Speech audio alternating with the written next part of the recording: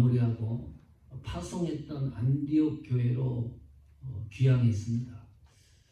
선교 보고를 했겠죠. 그리고 목회 사역을 감당해 나가고 있었습니다. 제 2차 선교 여행을 계획하고 수립하는 기간이기도 했습니다. 그런데 아주 심각한 문제가 발생했습니다. 중대한 문제입니다. 사사로이 지나칠 수 없는 문제가 안디옥 교회에 일어났습니다. 사도행전 15장 1절입니다.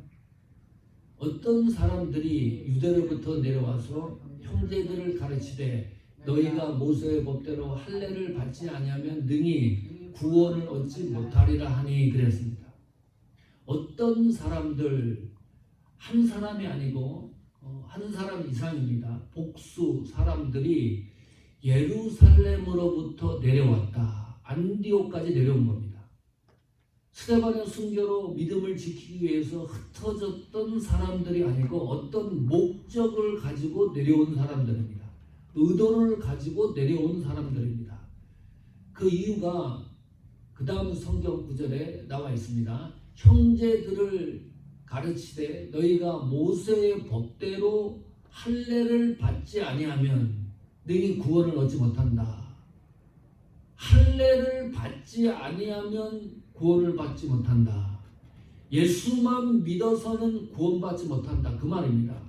구원론에 대한 정면 도전이었습니다.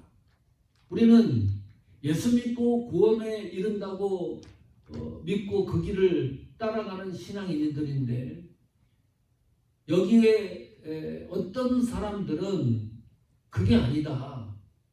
예수 믿고 구원받는 게 아니고 할례를 받아야지만 구원에 이른다. 이런 주장을 하는 거예요. 누구한테 주장을 하냐면 형제들을 가르치되, 현대인의 성경은 형제들을 신자로 번역을 했습니다. 성도들을 가르치는 겁니다.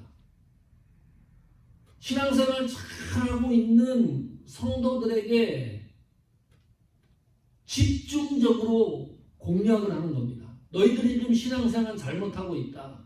구원에 이를 수 없다. 할례를 받아야지만 구원에 이른다. 할례가 뭡니까? 창세기 17장 11절 보십시오. 너희는 양피를 베어라. 이것이 나와 너희 사이의 언약의 표징이니라 그랬거든요. 할례라는 제도가 구약시대에 존재했습니다. 그리고 아브라함과 맺은 언약이죠. 그리고 그 할례가 하나님과 하나님 백성 사이에 맺은 언약의 표징이라고까지 성경이 이야기를 합니다. 표징이 뭡니까? 마크예요. 상징이라는 거죠. 이 할례 자체가 구원에 이르는 길이 있다는 말이 아니고 언약이라고 하는 상징을 할례를 통해서 하나님이 이스라엘 백성들에게 보여주고 있는 겁니다. 하나님이 이스라엘 백성들을 선택했습니다. 주권적으로. 그리고 선택한 백성들은 하나님 앞에 헌신하고 순종할 의무와 같은 그런 관계적인 약속, 그것이 언약이라고 하는 단어 속에 들어있는 내용들입니다. 그 이상도 그 이하도 아니거든요. 그런데 몇 사람들이 유대에서 안디옥으로 내려와가지고 콕 집어가지고 얘기를 하는 거예요. 두루뭉실하게 얘기하는 게 아니고 구원에 대해서 할례라고 하는 현실적인 것을 분명하고 확실하게 띄워가지고 이 할례를 받지 않으면 구원에 이를 수 없다. 교회가 얼마나 소란스럽겠습니까? 예수 그리스도를 믿음으로 구원을 얻는데 이상한 이야기를 가지고 와서 현실적으로 사람들의 마음을 뒤흔들어 놨습니다. 이거 안개와 같은 개념적인 게 아니고 할례라고 하는 현실적인 것을 가지고 이야기를 했기 때문에 술렁술렁 그랬어요. 우리 교회에 어떤 사람이 들어와가지고 그런 질문해요. 자, 예스 또는 노로 한번 대답해 보십시오. 예수님만으로는 구원을 얻을 수 없습니다. 예수입니까? 뭡니까? 예수님 한 분만으로는 구원을 얻을 수 있습니다. 이게 맞아요? 틀려요? 문장이. 예수님 한 분만으로 구원을 얻을 수 없습니다. 이게 맞는 문장입니까? 틀린 문장입니까? 예수님 때문에 구원을 얻죠. 예수님 한 분만으로 구원에 이릅니다. 이게 맞아요? 틀려요? 맞아요. 맞지요? 맞는 문장이에요. 우리는 그렇게 믿는 거죠. 확실하게. 예수님 한 분만으로 우리는 구원에 이른다. 그런데 유대에서 내려온 예루살렘에서 내려온 이 몇 사람들은 그런 얘기를 하는 게 아니고 너희들이 지금 맞다고 하는 것이 틀렸다는 거예요. 얼마나 혼돈스러운 거예요. 그렇게 믿는 것이 정당하다고 생각을 했는데 잘못됐다. 할례를 받아야지만 구원에 이른다. 이런 걸 가리키니까 교회가 혼비해졌습니다. 복잡해졌습니다. 바나바와 바울의 반응을 보십시오. 사도행전 15장 2절입니다. 바울과 바나바와 저희 사이에 적지 아니한 다툼과 변론이 일어난지라 형제들이 이 문제에 대하여 바울과 바나바와 그 중에 몇 사람을 예루살렘에 있는 사도와 장로들에게 보내기로 작정했다. 이 문제를 가지고 이제 논의를 하는 거예요. 논의를 하는데 여기 잘 보시면 다툼과 변론이 일어났다. 쉽게 끝나지 않는 겁니다. 할례로 구원에 이른다고 하는 유대 사람들은 절대로 물러나지 않는 거예요. 여기 바울과 바나바가 보통 인물입니까? 특히 바나바는 바리새파 중에 바리새인입니다. 율법을 통달한 박사학위 몇 개를 가진 사람이 바울 아닙니까? 그 정도로 지식적으로도 모든 걸 갖고 있는 사람들인데 다툼과 변론에서 이 문제가 해결이 안 되는 거예요. 해결이 안 되니까 그럼 어떻게 해야 됩니까? 이 문제가 반드시 해결이 돼야 교회가 제대로 움직여지는 거잖아요. 교회 자체적으로 해결이 안 되는 거예요. 바울이 또 바나바가 이 문제를 어떻게 해결하려고 애를 쓰는데도 다툼과 변론을 하고 논쟁을 하는데도 문제가 해결될 수 없으니까 그러면 어떻게 합니까? 교회의 윗단계인 노예에 상소를 합니다. 노예가 또 해결을 못하면 총회에 상소를 해요. 안건을 상정하는 거죠. 그 당시에는 예루살렘 교회가 총회 성격이었습니다. 우리 기독교 총회. 그래서 도저히 결정이 안 나니까 이 문제들을 가지고 구원론에 대해서 안건을 총회, 예루살렘 총회의 안건으로 상정을 해서 여기 성경에 나와 있는 대로 바울과 바나바와 안디옥 교회의 신실한 성도들이 예루살렘 총회에 참석을 합니다. 이게 성경 역사 중에 제1차 종교회의입니다. 최초로 일어난 사건을 다루는 겁니다. 어떤 사건을 다루는 거예요? 구원론에 대해서. 우리가 집중해야 될 필요가 있는 거죠. 구원이 어떻게 이루어지는가, 이것을 성경이 어떻게 확증하고 있는가를 주의 깊게 살펴야 됩니다. 지금도 예수님 이외에도 구원이 있다고 말하잖아요. 현대인들은 그런 걸 좋아해요. 오직 예수 그리스도만 구원에 이르는 길이다. 이 사실을 받아들이지 않는다니까요. 현대인의 사고와 사회가 그렇게 만들고 있습니다. 예루살렘으로 이제 올라가요. 최초 종교회의 안건이 구원론에 대한 확증입니다. 사도행전 15장 7절에 보면 총회 기간 중에 이제 이 안건을 가지고 토론을 하기 시작을 해요. 많은 변론이 있은 후에 베드로가 일어나 말하되 그랬습니다. 여기 보시면 많은 변론과 논쟁이 있었다. 결론이 안 난 거예요. 지금까지. 이게 얼마나 복잡한 문제였으면 총회에서도 쉽게 결론을 내리지 못하고 있었습니다. 바리새인 교인들은 적극적으로 반대하는 거예요. 할례도 해야 되고 율법의 행위로도 구원에 이른다고 하는 이것을 포기하지 않는 거예요. 예수 그리스도만 믿음으로 구원을 얻는다. 이것은 굉장히 어려운 논제 중에 논제였습니다.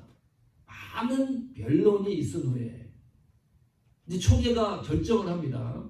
결정 사항들을 잠시 후에 살피려고 합니다. 총회 결정이 굉장히 중요합니다. 왜냐하면 총회가 결정을 하면 지교회에 흩어져 있는 교회들은 총회의 결정대로 움직여야 되는 거거든요. 그래서 교단이 있는 거고, 최근에 연합감리교회가 총회에서 결정한 게 있습니다. 뉴스 보셔서 다 알고 계시죠? 어떤 결정을 했습니까? 동성애 문제를 완전히 오픈해 놨습니다. 뭐 전에도 그랬지만은 총회 헌법에 명시화하는 거예요. 그 감리교, 연합감리교 목사님들 가운데서는 이건 성경적이지 않다, 복음적이지 않다 그래갖고 항거하는 교회들이 있었습니다. 1800교회, 지금은 약 한 2000교회가 된다 그래요. 2000교회가 연합감리교회를 탈퇴했습니다. 또 다른 교단을 하나 만드는 겁니다. 건실한 교단을. 그 총회의 결정이 이렇게 중요한 겁니다. 이 동성애 법안을 완전히 오픈해놨기 때문에 지지난주에 목사님, 그 감리교 목사님, 은퇴하신 목사님을 만나서 이야기를 하는데 그 목사님이 그렇게 얘기를 해요. 이거 완전히 오픈을 해놔서 목사님들이요, 나는 게이입니다, 동성애자입니다, 강단에서 커밍아웃 하는 거예요. 완전히 길을 열어놨기 때문에 그 문제가 완전히 문제가 안 되는 거예요. 그러니까 게이 목사님이 있는 거예요. 그 전에도 게이 목사님이었는데 이 법이 통과가 되니까 자유스럽게 나는 게이였다고 공개하는 겁니다. 나는 레즈비언이었다. 여성 목사들이 아무 문제가 안 되는 겁니다. 지금 예루살렘 교회에서 이 문제가 얼마나 복잡한 문제면 바울과 바나바도 해결을 못하고 총회 석상에서 이 문제를 논의하는데도 빨리 결론이 안 나고 많은 변론과 논쟁이 있었던 거예요. 이 구원의 이 사실 문제가. 현대인들은요, 복음을 복음대로 믿지 않으려고 합니다. 동성애를 받아들이는 것이 정당하다고 생각을 해요. 성경에서 이것은 잘못됐다, 이것은 하나님의 말씀이다, 하나님이 이렇게 말씀했다, 관계가 없어요. 그 말씀이 나와 관계가 되지 않으면 그 말씀은 하나님의 말씀으로 인정을 안 하는 시대입니다. 그러니까 인간의 호소예요. 성경보다 인간애가 우위에 있어요. 동성애랑 같이 이웃처럼 함께 어울리는 것이 인간에 얼마나 포장이 좋습니까? 도덕적, 사회적, 인간의 사고, 개념 이런 걸로 복음을 잣대를 대고서 그런 기준으로 삼아서 얘기를 하니까 복음이 복음대로 믿어지지가 않는 거예요. 아주 복잡한 시대입니다. 우리는 지키려고 해요. 또 신실한 목회자들, 교회들은 끝까지 복음적인 교회가 되려고 애를 씁니다. 신앙의 노선도 그렇게 가려고 애를 써요. 그런데 사회가 또 그렇게 만들지 않습니다. 국가법으로 동성애는 괜찮다, 총회법으로도 그렇게 해서 혼돈스럽게 만들지만은 사회나 국가법으로도 제정을 해버려요. 이 기독교와 반대되는 영역으로 법을 제정해 놓기 때문에 신경을 제대로 안 쓰면 이제는 복음을 복음대로 믿을 수 없는 시대에 우리가 살고 있다. 심각하게 한번 짚어봐야 될 문제입니다. 뭐 교회에 사람이 많이 모이고 적정 이것이 중요한 문제가 아닙니다. 자, 그래서요, 베드로가 이제 일어나서 최후 변론을 하는 겁니다. 도저히 이게 이제 해결이 안 되니까 베드로가 일어나 말하되, 형제들아 너희도 알거니와 하나님이 이방인들로 내 입에서 복음의 말씀을 들어 믿게 하시려고 오래전부터 너희 가운데 나를 택하시고. 자, 이제 베드로의 변론이 시작이 되는데 이 베드로의 변론이 왜 중요하느냐? 구원론에 대한 성경적인 사실을 이 베드로가 증거하는 말씀으로 확증하기 때문입니다. 흔들리지 마십시오. 우리가 구속에 대해서 너무 많이 들어왔잖아요. 오늘 말씀이 딱딱할 수가 있는데 구원론에 대한 확실한 내용을 내가 갖고 있어야 됩니다. 베드로가 얘기하는 게 그겁니다. 자, 첫 번째, 그러므로 구원은 하나님의 선택으로 시작이 됩니다.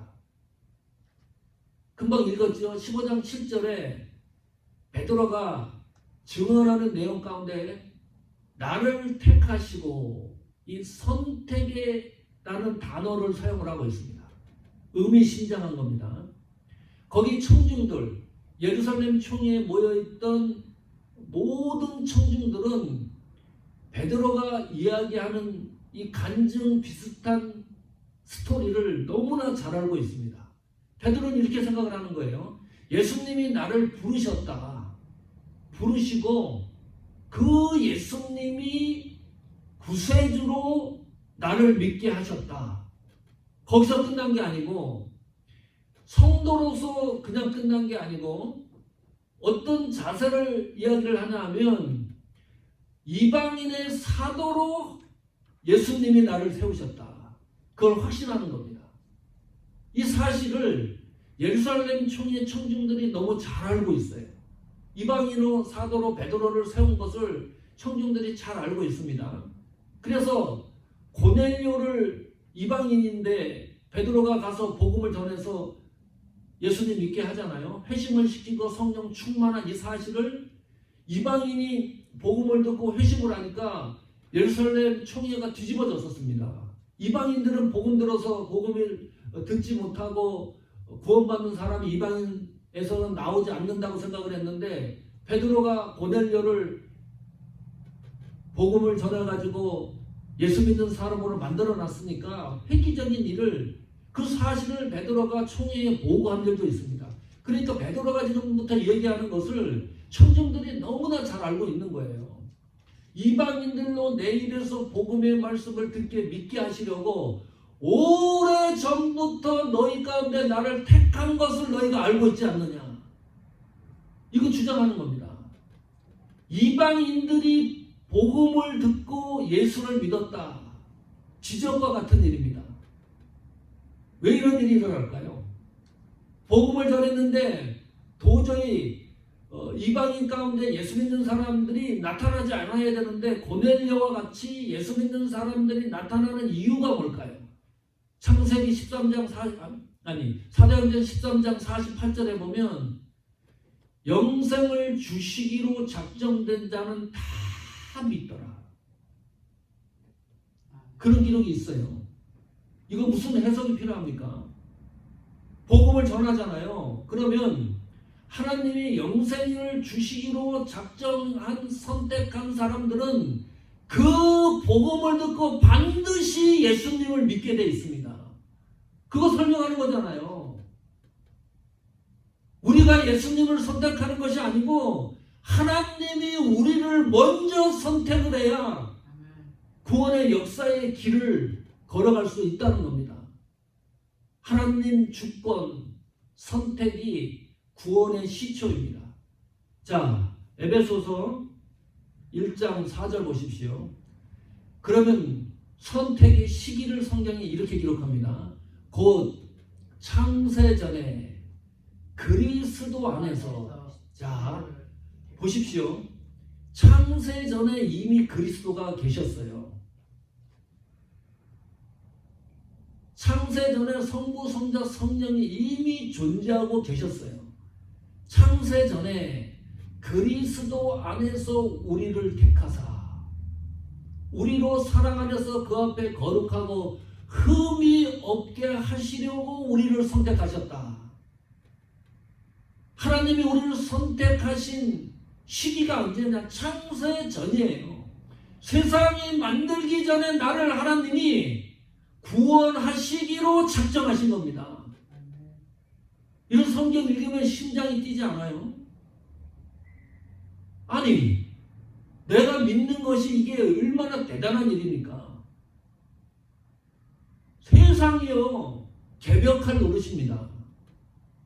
내가 예수님을 믿고 구원의 여정을 걷고 있다는 이 사실이 얼마나 놀라운 일인지 몰라요. 구속하시기로 하나님이 창세전에 그것도 선택하셔서 구원의 길로 가는 거니까요. 이것이 나를 향한 구원의 역사 시작입니다. 구원은 하나님 주권에 의한 선택에서 시작이 됩니다. 내가 얼마나 위대한 존재라는 것을 느낄 수밖에 없습니다. 이런 사실을 보면 구원받는 성도 한 사람 한 사람들이 얼마나, 그래서 세상과도 바꿀 수 없다는 말이 맞는 말이에요. 세상 우주 만들기 전에 이미 하나님은 나를 하나님의 자녀로 작정하시고 선택하셨다. 이 감격이 충만하기를 축원합니다. 두 번째, 구원은 성령의 역사입니다. 자, 유대인들과 헬라인들은, 이방인은 예수 믿을 가능성이 제로입니다. 예수를 믿지 않는 것이 정당한 거예요. 이거는 회당에 들어가서 바울이 복음 전했을 때 어떤 무리는 예수님을 믿었고 어떤 무리는 예수님을 안 믿고 악감정을 생기고, 이 바울 일행을 죽이려고 했잖아요. 예수를 안 믿고 죽이려고 하는 것이 정당한 거예요. 그것이 그들이 살아온 관습 전통이 있고 신앙심이 있고, 우리나라에 처음 복음 들어갔을 때 얼마나 어려웠습니까? 태생적으로 복음을 받아들일 수 없는 상황과 전통과 사회가 있지 않습니까? 우리나라도. 그런데 그 가운데 예수님을 영접하는 사람들이 있어요. 네? 다 믿지 않아야 되는데, 믿지 않을 환경이고 상황인데 예수님을 믿는 사람들이 있어요. 유대인 중에도 예수님을 믿는 사람들이 나타나고, 헬라인 중에서도 예수님을 믿는 사람들이 나타나고, 이방인 중에서도 예수님을 믿는 사람들이 나타나는 거예요. 확인해 봅시다. 사도행전 15장 8절입니다. 사도행전 15장 8절에 보면, 또 마음을 아시는 하나님이 우리에게와 같이 그들에게도 성령을 주어 증언하시고 그랬습니다. 여기 보니까요, 성령을 주어서 우리를 증언해 주셨다. 하나님이 주권적으로 선택하신 효과가 성취되는 이유는 성령에 의해서 그 문제가 해결되기 때문입니다. 더 확실한 거 확인해 볼까요? 고린도전서 12장 3절입니다. 같이 읽어보십시오. 그러므로 내가 너희에게 알게 하노니 하나님의 영으로 말하는 자는 누구든지 예수를 저주할 자라 하지 않고, 또 성령으로 아니하고는 그 누구도 예수를 주시라 할 수 없느니라. 설명이 필요 없죠. 하나님의 영으로 말하는 사람은 예수님을 저주하지 않습니다. 유대인들은 예수님을 인간 취급했습니다. 인간 중에서도, 아니, 예수님 자체를 믿지 않는 거니까 이 예수가 실성한 사람이다. 응? 예수가 좀 이상한 사람이다. 그래서 결국은 십자가에 못 박혀 죽이지 않습니까? 예수님 인생을 완전히 심판하고 저주했던 인물들이 유대인들이었습니다. 그러나 하나님의 영, 성령을 받은 사람들은 예수님을 저주할 사람이 세상에 어디 있습니까? 그리고 그 다음 성경 구절이 확실하게 전해줍니다. 성령으로 아니하고는 누구든지 예수를 주시라 할 수 없느니라. 예수 그리스도가 나의 구세주로 믿어지는 사실은 성령이 내 속에서 역사하기 때문입니다. 성령 충만한 증거를 어떻게 알아요? 뭐 기적과 신비 이런 걸로 체크합니까? 아니에요. 내가 예수님을 구세주로 믿고 있느냐, 그것이 확실하다면 그 성도는 성령이 충만한 사람입니다. 참, 이 성경이 굉장히 논리적인 겁니다.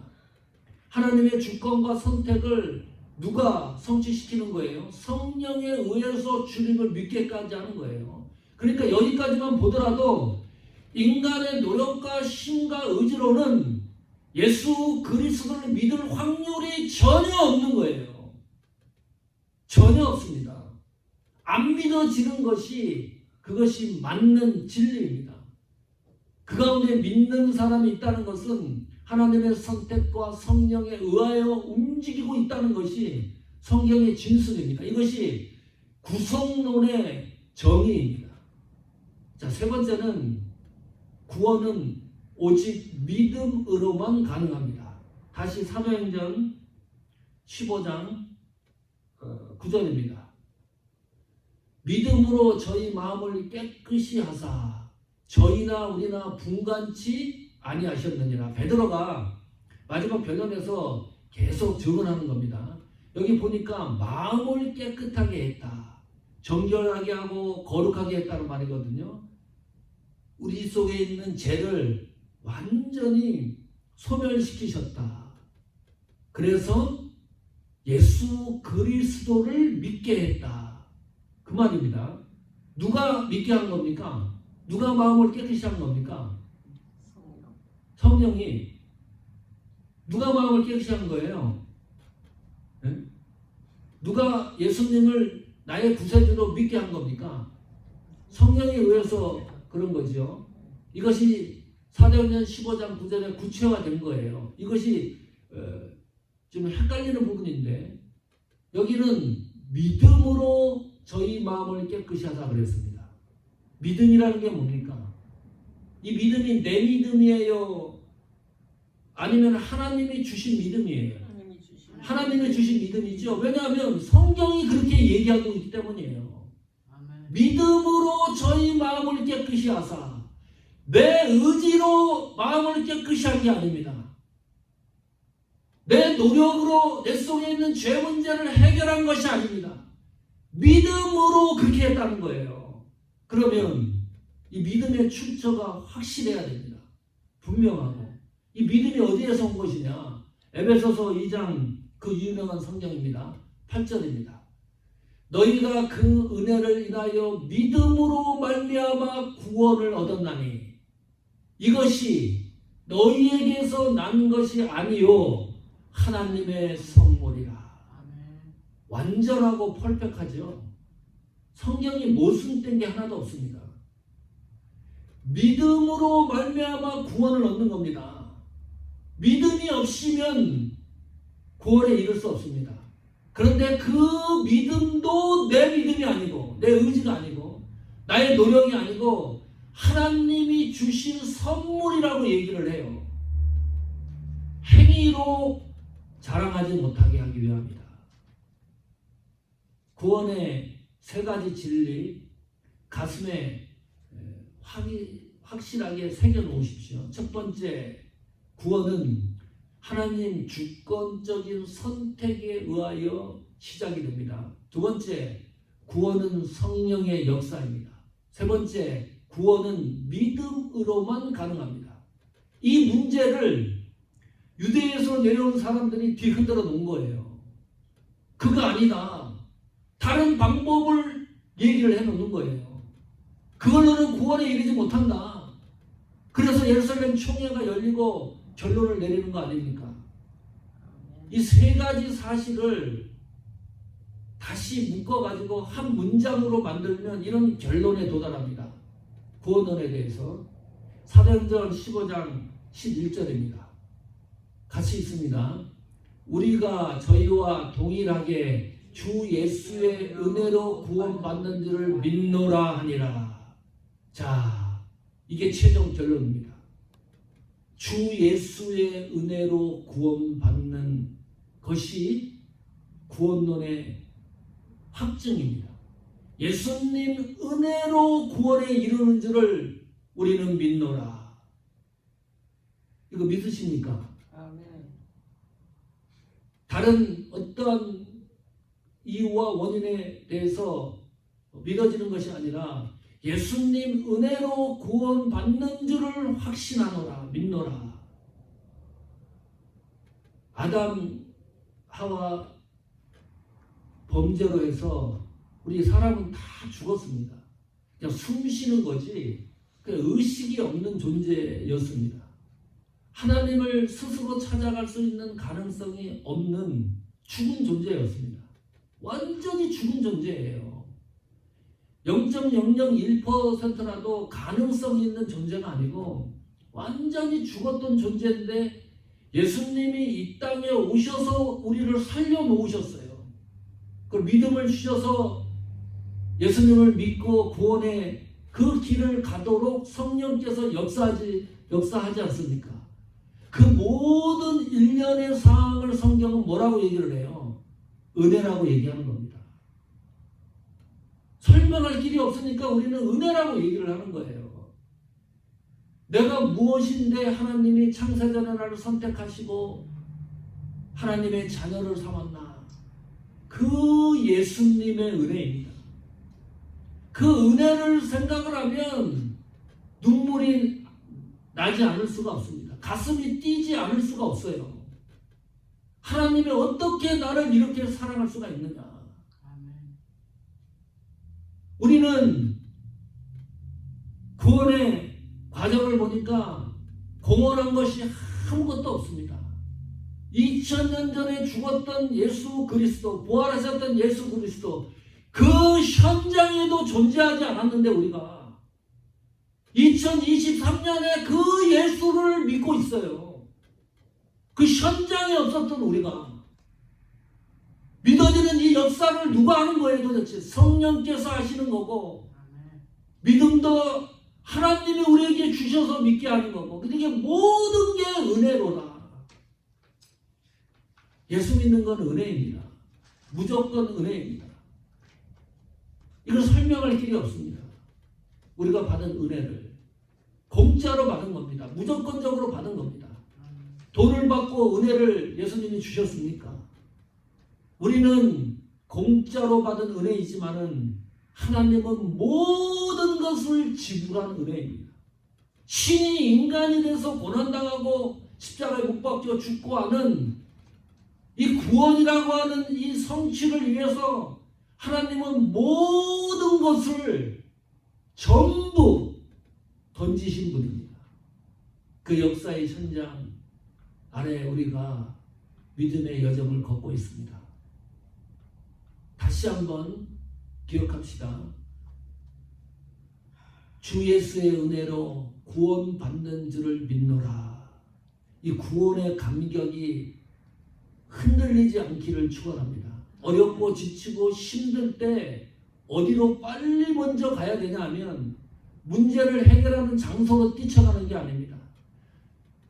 이 성도들이 착각하는 게 있어요. 힘든 일이 생기면 그 문제를 먼저 해결하려고 애를 쓰는데 그게 아니에요. 어디로 먼저 가야 돼요? 구속의 현장으로 빨리 돌아가야 됩니다. 내 심장이 하나님 구원의 감격으로 충만하고 있는가? 내 속에 하나님이 주신 구원의 감격으로 은혜로 충만한 사람들은 문제가 문제로 보이지 않아요. 넘어질 순간조차도 없습니다. 그 은혜가 너무 강하기 때문에 남은 여정이 구원의 감격으로 충만하기를 축원합니다. 그것이 믿음의 기초가 돼서 하나님 앞에 영광 돌리는 삶이 되기를 축원합니다.